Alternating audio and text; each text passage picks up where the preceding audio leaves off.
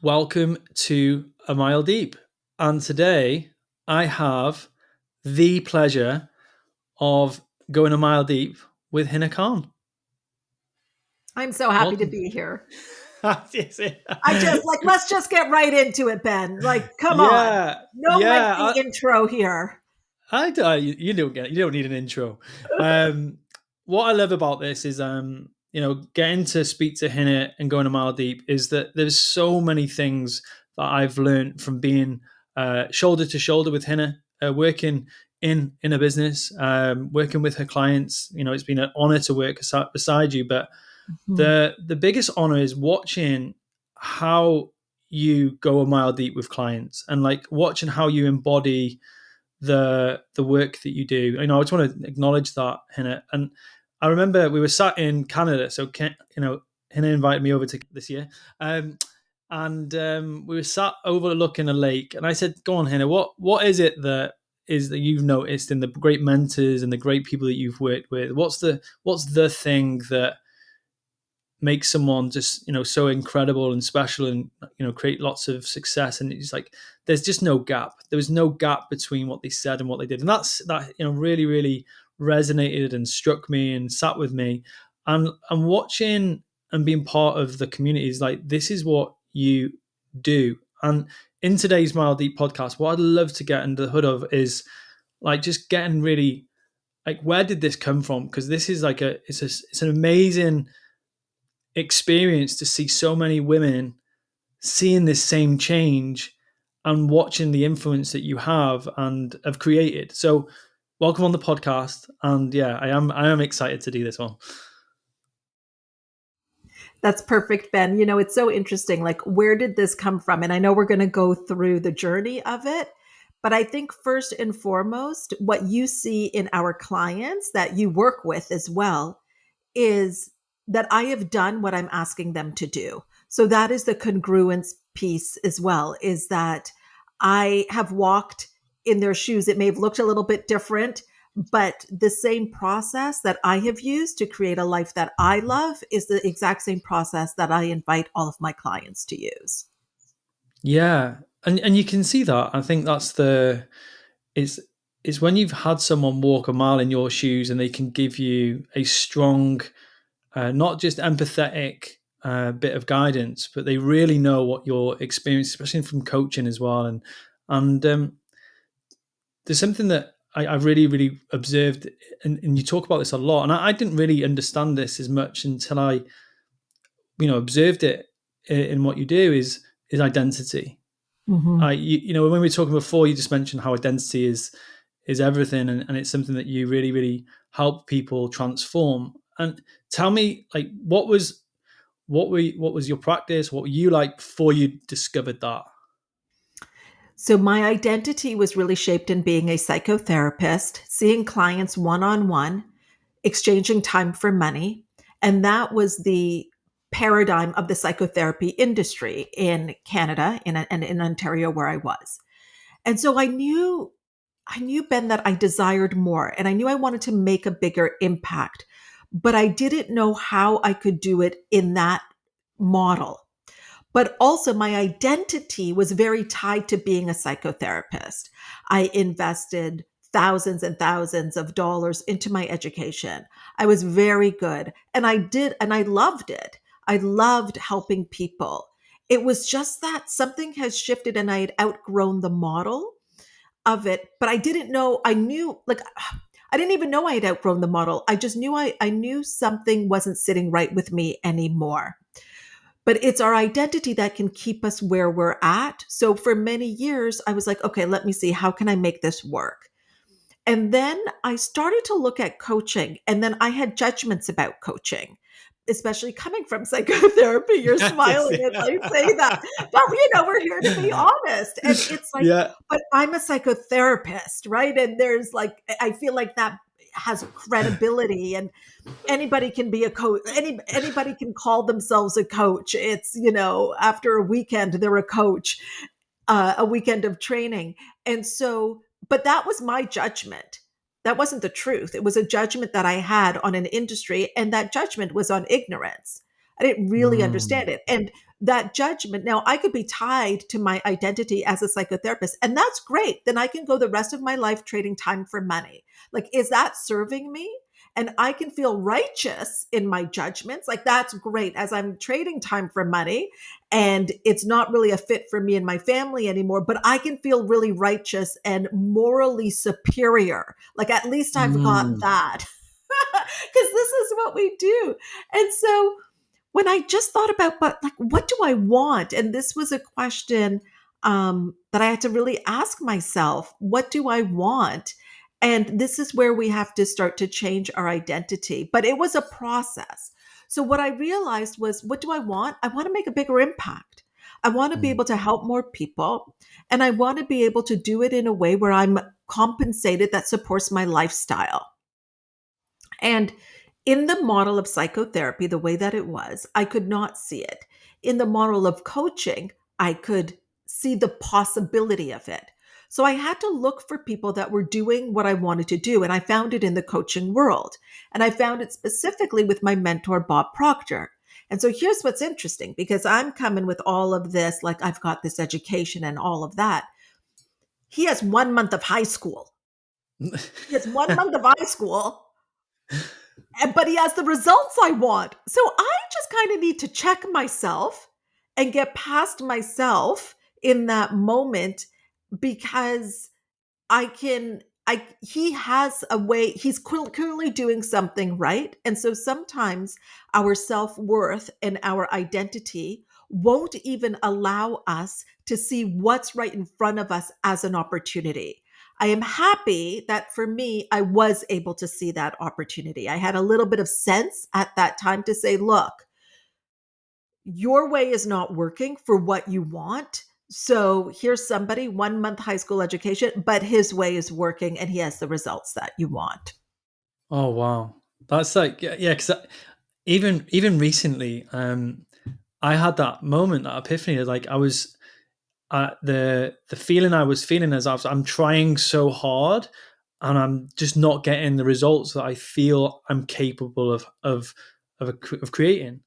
And it was really interesting actually, and there's something that you said there was really important. Like I really needed to know what I wanted, and I think that's what we're talking about, going a mile deep, but in the context of what I help a lot of people with, it's getting really like getting a really clear vision, and it's the first step. But like my opinion is the first step in going 10x. The first thing in changing your life is getting clear on what you want. How did you do that? Like, how did you like? Was it like a process? Did you go on a retreat? Was there like a moment? What was the moment for you? I think it starts with telling yourself the truth. And that can be a part of self discovery, because many times we don't know what we want because we have this belief that to want is bad. Perhaps we were brought up with, you shouldn't want, you should be happy with what you have. And there can be a misunderstanding that if you want more, you're not grateful. So those were things that I had to work through. Again, it was judgments that I had, like, you know, gosh, to want more is to be greedy, and not really understanding that actually it's inherent in our nature to desire more, because that's what expands the whole universe. And we see that in nature, and it is within us as well. And we are goal seeking organisms. The question is, are we seeking our goals, what we want? Are we seeking goals that we think somebody else wants, that has told us that we should want? Are we seeking the goals that we think that is in this age and stage of my life, society is telling me that this is a goal I should have? So the first thing is, we've got to strip everything away, and you've got to allow yourself to stretch your thinking. And so one thing that I take my clients through is this process called the 50 wants list. And it's 50 things that you want, that you write down, that money can buy. Right then and there, people have some resistance to it. And all of your judgments are going to come up because they feel like they're being superficial, materialistic. But that's the whole point. That's the whole point of the goal, is for you to tap into what would you love, and it requires money. It requires money. And some people can get to 20, some people can get to 10. I've had people that it's taken 3 weeks to do. When I first sat down with somebody and they asked, "What do you want?" I was in my psychotherapy practice, Ben, and I said, "I want I'm making probably about 80,000 a year and I want to get to 120." Mm. And they said, "Okay." They could feel that for me that was a stretch.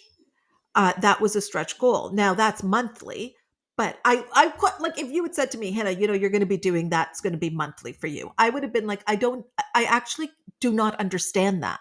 Like I literally do not understand the words that are coming out of your mouth because I would be going to how. And at that time, when I was even looking at 80 to 120 and I'm in the psychotherapy model, I'm thinking, okay, so that just means I have to work more. I have to see more clients. And so a big thing is to, when you're thinking about what you want, is to let go of the how, because the how will automatically bring down what you want. So if I was with somebody that could help me hold the vision of, okay, but what would it be like to hit six figures? Because if I was by myself, Ben, I would have been like, okay, but how? That means I have to see more people. I don't want to do that. So let me bring down my goal. So I would bring down my goal to my level of identity. I would bring down my goal to the level of my awareness. And my awareness was, this is how we make money. That feels hard. So I've got to bring my goal down. And then I would start to talk myself out of the 120 and I would talk myself into maybe 90 because maybe that doesn't feel like I would have to do too much different and I could handle that kind of how. So when you're thinking about what you want, there's a few key things here. One is to put yourself in an environment that stretches your imagination, and that could be the 50 want list. And then while you're doing that, anytime the how comes up, to remind yourself that in this moment, the how is none of your business. Yeah, I think I heard that from you when I first came in your world and saw. I remember like being on one of your calls and listening, and he's like, "This is none of your business." And there was two things he said on that call. It was like, "How is none of your business?" and then doubt is the devil. It's just like Yes. I remember like these, and I remember I was like, "Oh, that's so profound." And um, what's amazing is that like when you look at what you do with like yourself and all your clients, I could see that in the sport world. I could see that in the performance physiology world. Like a lot of the things that you talk about, even that one of the things I've learned a lot from you is that this thing about space, like creating space, joy, fun, ease, space. And I think that sometimes people see that message and they think it's like, oh, it's all going to be flowy and easy, and there's no graft. And actually, what I see is like there's work, but there's also a lot of space to grow from that work. And this is what I can see not just in you, Hannah, but in the clients that you work with. They work hard, like in Yeah. terms of they put in the thinking time, the effort, but they create space and that growth, that recipe for growth, like stretch plus rest equals growth. And it's like I could see that. And so what was the moment that you shifted from this kind of like working hard psychotherapy model to saying, well, actually, do you know what? I'm gonna start creating my life differently, like with ease, fun, and space. Like what would be like, can you remember when you just made that decision? Oh, that has been an evolution for me. And again, you talked about my mentors, and what it is that I noticed in them is that they were very congruent, and they were what we call like living the material. They're not just saying it and living it. And I always would pay for proximity. And Mm. because I wanted to be in the energy of my mentors and see them like in ways that are not just on stage or listening to them, but how are they really? And what I could see is that they were never frazzled. They were never running around confused or busy. They wouldn't even use that language. So, being in proximity, I could also hear the language in which they talked, and they were very focused. So, the way that once you know what you want, the way that you can start to bring in ease, flow, and joy into the creation and unfoldment of it is understanding some universal law principles. So this really helped me. So, for example, if we have a seed and if we think of the seed as an idea, and so we've got the idea, which is a seed, and now think of an apple seed. For both to grow, they've got to be planted. Our idea seed is planted in the fertile soil of our mind. The apple seed is planted underground. And then what is happening underground is it's taking form, the roots, it's drawing in from the soil all the nutrients it needs. So much growth is happening in the dark. And this is also the case with our ideas. It's in our fertile mind, the soil of our mind. We're not seeing it, but growth is happening. We are forming it in our mind, and it's moving from no thing into something. And it's understanding these principles that can allow you to relax and can allow you, when you're like, I don't see anything happening, I don't see it, to remind yourself that growth happens in the dark. Babies in the dark, nature in the dark. And anytime, the equivalent of digging up with our doubts is going to that apple seed and saying, I don't see it, and digging it up. Right? So I this was is gonna ask why, you to. Someone said, yeah, one of the ladies said this to me the other day. She's like, it's like what Hina talks about, digging up your seed, and I was like, I've got to ask you about that. It's just like, there you go. So we're yeah, digging up the seed. And what are we doing, Ben? We're interrupting the growth. We're mm, interrupting the growth, and we're taking apart what we've done. And this is what I see, and you've seen it in peak performance, in your work as well, is that this is start and stop. Start is I've planted it. Stop is I've digged it up with doubt. I've digged it up with fear. Now I'm going to plant it again, fear, or we just decide it's not for me. I guess it's not for me. But we haven't given, because we don't understand. It's just a lack of understanding. I'm not saying to have blind faith. I'm saying to have faith based on understanding. This is so the manifestation of the apple. The apple doesn't even look like an apple until the very last part of the journey. It looks like a little like seedling, a sprout, then a tree, then flowers on a tree, and then the apple. So many times we're thinking that our goal is not happening because we're not seeing it in the exact form, but it is. And so this is understanding these principles and working in harmony with these principles, just like the farmer works in harmony with the land, works in harmony with the laws of nature. We have aviation because of the Wright brothers working in harmony with the law of gravity. So, working in yeah, harmony with these laws is what allows me to relax and to know that listen, doing matters. You've got to pick up the phone and phone people. You've got to, like, if you've got a restaurant or a bricks and mortar business, you want a sign that says open. You want to have the door open so people know that you're open for business. And it can be done in a way that you're you truly are working smarter by using your higher faculties, such as imagination, such as the will, and understanding the laws to bring it into form. Now, is this easy? No. Is it simple? Yes. Why is it not easy? Because of all of our chatter in our mind, mm. because of comparison that we do. It is so the discipline here is the discipline of your thought. While you're not seeing anything, can you hold the vision? Can you act as if? Can you live in the law of assumption that it is here, it is simply in a different form? That is what I would say is the hard work, and that is the struggle. Oh my gosh, that's so good, and that's what I loved about your coaching, is that your understanding of these universal laws. I'm like talking about something. So when Hina and I have been coaching together, I'll talk about something, and Hina will go, "Yeah, that's the law of this." It's just like, it's kind of a beautiful synchronicity, because there is so many, like, this is something I came from like a physiology background, studying performance in a physiological manner, and then you've come at it purely from like a psychological manner, and it's like it's the same laws, it's the same processes. And I'm like, every time when we've been coaching or I've seen you coach, it's like, oh my gosh, these are exactly the same principles. And watching them, it's like conscious competence as well. It's like, oh my gosh, and fully understanding what is going on.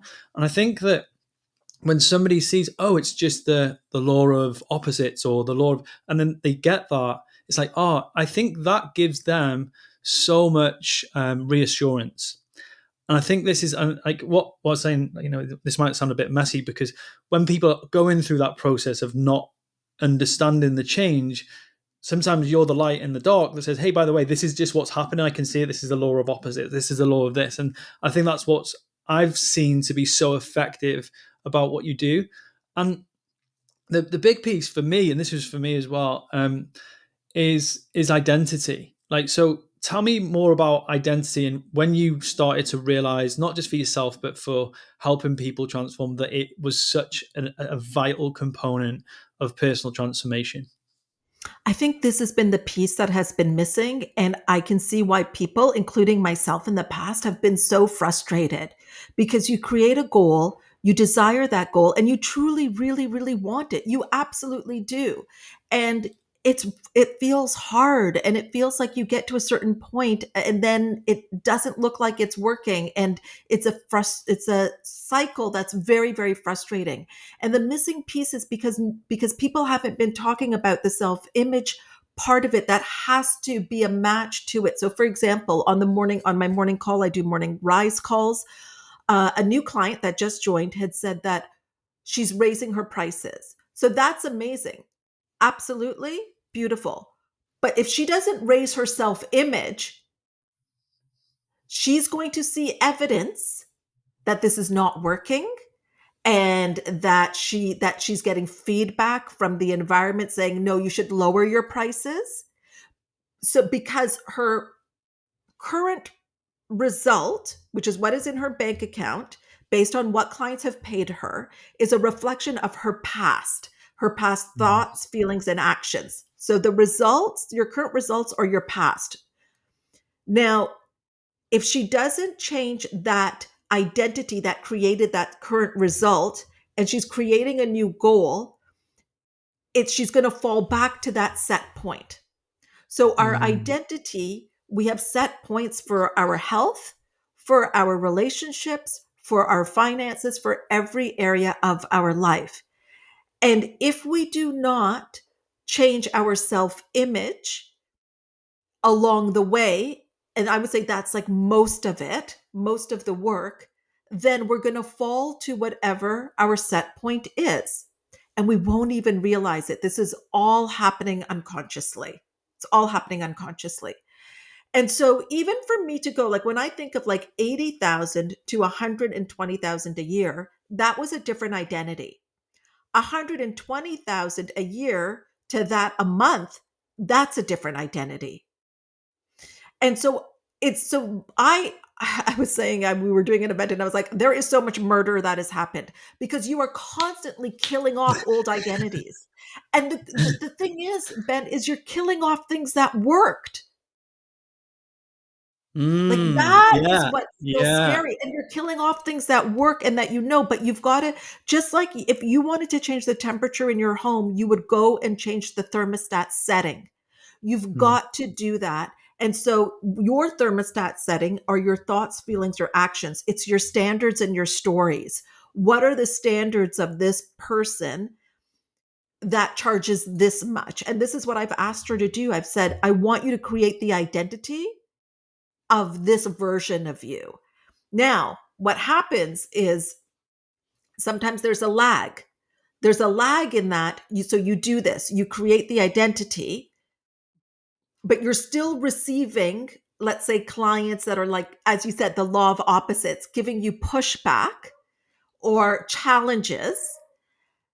And but you're not quite at the new place either. You don't have a ton of clients at the new price. So that's where you've got to, can you have the discipline of thought?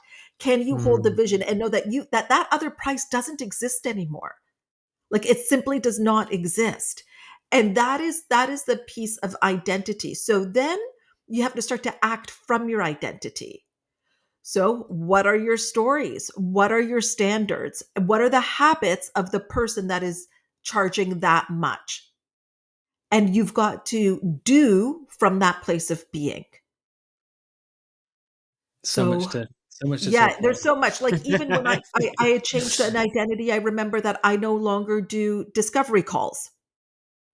So I remember changing this and saying I don't do them. And recently, I had somebody reach out for one-on-one coaching with me.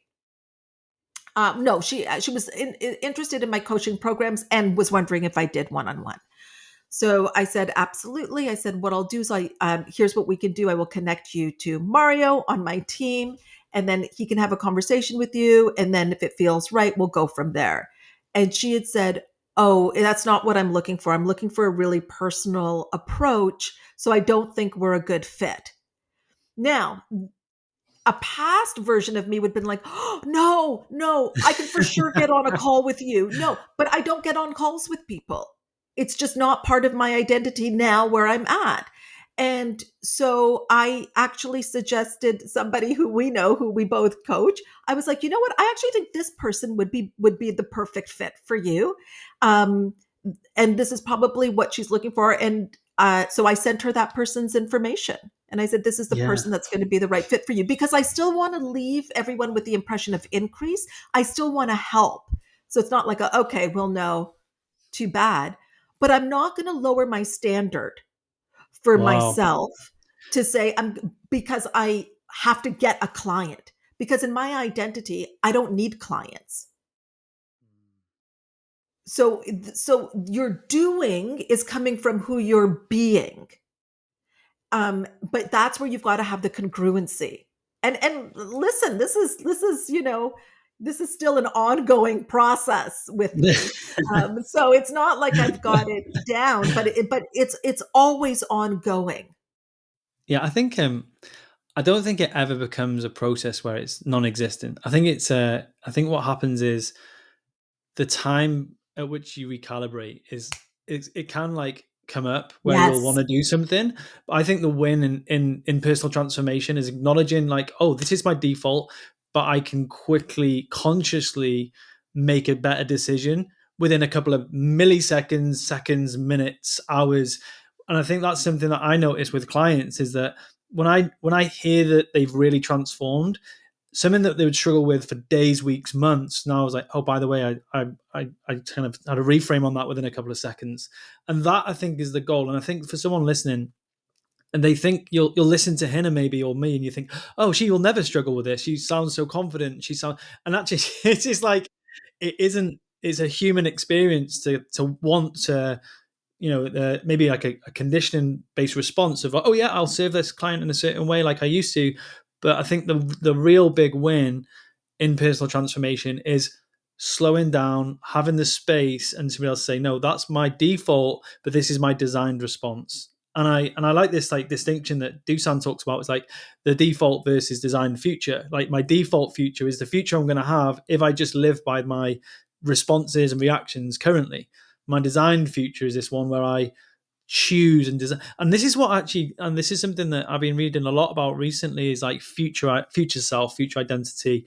And it's this idea of vividness, like really getting clear. And I think Hin is a master at this, is you really go into detail. Like you go into so much detail about not just the vividness of people's goals, but and I think there's a really important distinction here. The vividness, like creating a really clear image, not the how, but the image. You're very, very, very vivid on that, and the identity. And this is what I'm seeing is like it's all well and good having the clear goal, but you do the both, which is the identity and the goal. Oh And my gosh, Ben, it's so important because, I had somebody else that just joined our program and she had said she had great results with another coach. Um, where there was the gap for her, so she had a goal of making a certain amount of money, 80,000 a month, and she did that. But where was the gap for her was having it because she had the identity that she could receive it, but she couldn't have it. So that's why this is all ongoing. And so we're working on her identity as somebody that can receive and have and be so supported and not have to be in this up and down, um, you know, uh, cycle that she has been in, not to have, not to. So she had the identity before of, yes, I can receive it, But in order for me to even excel and do better, I've got to kind of be back at zero, right? It's kind Oh of the wow, people yeah. with the credit card, right? Like it's like they can clear it. They get to a point where they're like, this is not, I'm not available for this anymore. It must be cleared. And they figure it out and they can clear it. And they're like, never again. And then it's again. And it is Mm, simply it is their identity. It's their set point. And it's because we don't get what we want. We get how we feel about what we want. And so this is why there's been so much frustration, because people think, because they consciously do want something different, but because they haven't changed things at the subconscious level with how they feel about it, they are not able to then, so they want it, but because they haven't changed how they feel about it, they're still acting from the past self. They're not, their actions are not based in their future self. And what they're waiting for is when it changes on the outside, then I will change. This is the when then conundrum. It's like, well, when this happens, then I will do that. When I see this, then I will be like that. But it just doesn't work that way. When you're working with universal laws and in harmony with the laws, you understand that you must be first, then you're doing from that place of being, and then you will have. yeah. You know what I used to have on my training top? It's like do to be, not be to do. For years, that was it was on my back of my training top. And I was like, as you were saying that, I was like, oh, how wrong was I? I was right at the time for me. It was like, no, you do to be, but it's, I look back and I'm like, no, it's be to do. It's so funny. But even what you were sharing there, one of the best parts of having a coach, if you were to hire a coach in a sporting sense, or is consistent performance. It's not about the athlete that can go out there and run once a year really well. If you want to win a league, a table, a medal, or an Olympics, it's like consistently being able to be at the top of your performance. And what I loved about what you shared there, and it's like this lady had done an 80,000. She'd had that 1 month, flash in the pan, but it's like so many people experience. They have that what I call a zigzag experience where they have the success, they don't want to solve the next problem, and then they cannibalize all their success. And so many people who have come to me, maybe and to you too, they have this like boom or bust lifestyle. They have a great month followed by a terrible month. I can recognize it in myself, and it's like they don't solve the next problem. And I think what you've answered there is it because of their identity, right? So It if they're is. listening to this, Yeah, it is, Ben. And so, two things I want to say, one is about the rest piece in this, and the other is around lottery winners. So I'll start with lottery winners because that's what you're speaking of. The majority of lottery winners, they go back to their set point within a year or 2 years of winning millions, right? That you could be like, my gosh, you don't even have enough life to spend it all. And they will, because they don't have the consciousness of wealth. So they've got a poverty consciousness. They were able to receive it, but they can't hold on to it because it doesn't feel comfortable actually to hold on to. And you'll even hear lottery winners saying, I wish I had never won it. Because they don't have the consciousness of it, it was very problematic. How do you hold on to this much wealth or have this much wealth with a poverty mindset, with a mindset that maybe feels that rich people are greedy, with a mindset that feels that money is the root of all evil, with a mindset that feels that money brings you problems? So you're going to go back to your identity. And speaking of what you were talking about in the training world, in the physical training world, if we look at a coach that is helping a client reach some sort of physical milestone, whether it's like bodybuilding, a marathon, or anything, you are going to make rest part of the strategy. So rest is when your muscles are growing, right? Rest is when there's repair to then build on to the next part of the performance. You need that rest. So when we're talking about self-identity and creating through ease, joy, and fun and flow, it's you've got to make rest part of your strategy, but that this is a sound business decision. mm, And this is part of the consciousness that you want to create. it's quite funny. It's like when you say to someone, "Hey, a sound business decision is to invest in rest." I think so many Yeah. of my past clients have looked at me as if to say, you know, WTF. Like, are you serious? And they don't get that, and that's something I can see. Like, even when I came to the Inner Circle retreat and the Mhm. spaciousness where we did a lot of the planning, there's just something about going to places like that. And I've made all of my best decisions on retreats. And actually, I'll tell you a little quick story if you're listening. So Hina invited me on her retreat, her Arizona retreat, and even the story, I'll tell it again because I think it's so valuable. Mhm. I went and I wanted to go, but I was looking for reasons to not go because of fear. And I was like, it's across the world. It's like I live in Dubai. It's in Arizona. It's like 40 hours of flying for 3 days and all these things. But I did, in my gut, I knew I wanted to go. And I said to Hina, I gracefully declined. She permissioned to challenge beautifully and challenged me. And you said something that really, I mean, even just now, makes me realize like how important like, these choice points are. It's like you entrench a paradigm when you don't stretch yourself in those moments.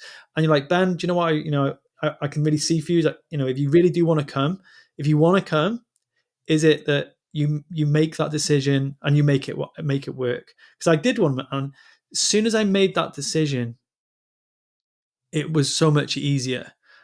And I felt like even coming to, I met Steve Hardison, I met you in person, I met some amazing people, and it allowed me to look at my life from a 10,000-foot view. And some of the things that I wanted to change were ever present, and it put in place a set of decisions that has led my life to be much much better and easier. And I think that's something that's so important. And if you're listening to this podcast and you're a business owner and you've never been on a business retreat or an expansion retreat, like Hina does them, I do them, they are so powerful. And just being around people making, what I would say big decisions, but loads of little decisions that feel like a big decision. I think that's what I would term it as. Is so amazing. I remember sitting in the Arizona desert, with a cowboy hat on, just coming to some realizations. I was like, oh my gosh, my problems, my challenges seem so insignificant when I'm looking at them from this vantage point. And like you obviously articulated that. Sorry, the architect did that retreat so beautifully. Like, there was horseback riding, there was looking at the stars. It was so powerful, and just being able to look at your life with that rest. I think that there's so many people, you could see how much expansion they had personally, and it was really really powerful. So just kind of an endorsement for going on a retreat. And this is the thing. I was like, so it sounds to me, like that one of the things that you mentioned earlier in the podcast is that you came to the decision where you wanted to decide on what you want. And part of what I'm doing with the Mile Deep podcast is that if people are listening in and they want to go and grab some like, the thing that you thought really helped you, they can go and listen to the podcast, and they can visit, and there's something that you can give them that will be really valuable for them to go and do after listening. And you said about the 51 list. Can you tell us a little bit more Yeah. how that has helped you and help clients? That'd be really great. Yeah. And before I do that, I just wanted to go back to the retreat because I think that we don't realize sometimes, like you said, how significant those decisions are. Because even at the retreat, I think you made some decisions for your future self. So even the decision to come to the retreat was a decision from your next level. So there was that. And then you even had clients in Arizona, so you were able to see your clients there. And then you received clients while you're at the retreat or shortly after you come back. That is very significant. Like I think you tripled or something like that. So that happens. And then because you were there, you were able to meet or be in proximity to some of my clients that are in my elite programs, like the Inner Circle. And when I was considering doing the Inner Circle again, because that had happened, whether you had conversations with them or not, but because of who you were showing up as, that's why I said, hey, do you want to do Inner Circle with me? Would you like to be a part of this? Because I think you're going to really be able to bring something so remarkable. And then next thing you know, you're in Canada and we are like, we being you and the ladies are cold plunging and I'm taking video. But all of that happened, Ben, when you made that decision from your next level. All the next level opportunities could come to you, and it's so interesting because those Yeah. next level opportunities came quote unquote easily. Did you Yeah. have to like hustle and grind for to do inner circle? No. Did you have to Mhm. hustle and grind to like receive, I don't know, triple of what it was that you had received before? No. Your energy changed, and it's like everything else changed around it to match you to where you were. Yeah, I So remember. Yeah, it's I like even have the to I remember acknowledge that. even the yeah, I remember even the fear. I was like, it was a fear because it wasn't a financial fear. It was more the fear of leaving Dubai, leaving Poppy and the kids, and like that was the biggest fear. And it's like, how do I do this? And actually, Poppy had a great time. She she she had the house taken care of, her meals taken care of. We got everything was prepped, but it did really, and it did open up a new paradigm for me. And I just wanted to thank you, Hannah. Honestly, the way that you show up, and we did talk about the 50 wants list at the start. I think it would be valuable for anyone listening Yeah. to the podcast. What I'm going to do is, if you enjoyed listening to Hannah talk about what she does, she's a master at a craft. There's going to be all the links to things that she's currently doing, that she's got on. There's so many opportunities to join her world and her community. I endorse every bit of everything that she does, because I've seen the transformations. Like I'm very lucky. I get to see behind the scenes, and I get to work with some very, very successful, powerful women. And it's so amazing to watch that they started in a place where they didn't have that identity, and they've worked on it tirelessly. And you can see it's like that, and it's like watching that, what we've just talked about over the last, say, 40 minutes is actually evident in these women who are doing so well with their work, their life, and their business. And they're just saying to me, like, every single week I'm hearing, oh my gosh, this is so how I don't deal with this. Like, this is how I didn't, like, even like 6 months ago, this, if I was having to deal with this months ago, this would have broken me. And they're like breezing through it. They're And it's breezing just through it. amazing. Yeah, it's So I amazing will to tell see. you, I'll tell you quickly about the 50 want list. I can do it in a minute for you, for the listeners. Don't want to leave you hanging. Okay, 50 want list. You're going to maybe put on some music, have a cup of tea, and write down 50 things that you want that money can buy. And once you're done your 50 want list, you're going to then look at it and circle the things that you could actually start now a version of. So let's say one of the things on the list was, I would love to have some support at home in the form of a cleaning team coming in, and you'd love to have that every week. Well, maybe every week is not available to you right now, but you could do once a quarter, or you could do once a month. This will stop you from the when then, so you can start to do things, and you'll be surprised at how many things you'll circle that you can start to do now, and then start to do it. Wow. Yeah. Hannah, I could talk all day about personal transformation with you. I'm so grateful for your expertise, your wisdom, the love and the joy that I always have when I'm working alongside you. And if you've enjoyed the podcast, there's going to be a load of stuff in the school group which is attached to this podcast. Feel free to head on over there, and you can access that as well. Hannah, thank you so much, and yeah, it's been a fantastic podcast. Thank you so much. Thanks, Ben.